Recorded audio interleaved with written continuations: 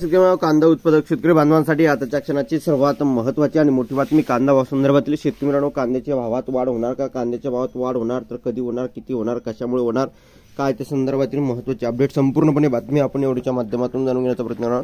तर महाराष्ट्रातील तमाम कांदा उत्पादक शेतकरी बांधवांना एकच विनंती, व्हिडिओ शेवटपर्यंत बघा. अतिशय महत्त्वाचा व्हिडिओ जर आवडला तर नक्कीच लाईक करा. सांगा चॅनलवरती नवीन असाल तर या ठिकाणी बघितलं तर माझा शेतकरी युट्यूब चॅनलला सबस्क्राईब करून दुसऱ्याला बेल म्हणजे घंटा असू नका, जेणेकरून माझ्याकडून नोटिफिकेशन तुमच्यापर्यंत पोहोचते. चला तर मित्रांनो, व्हिडिओला सुरुवात करू शकता. कांदा लागवड वाढली.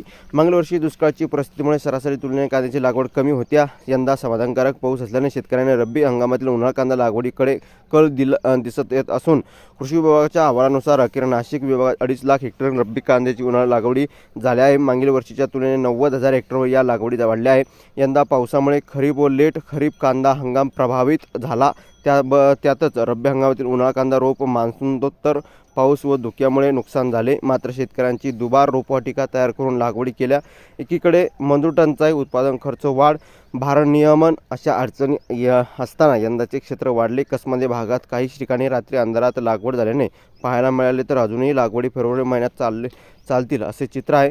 एकंदरीतच या ठिकाणी ही महत्त्वाची अपडेट आहे. आणि या ठिकाणी लागवडी वाढत असताना देखील सुद्धा या ठिकाणी सध्याची परिस्थिती भावात घसरणच आहे.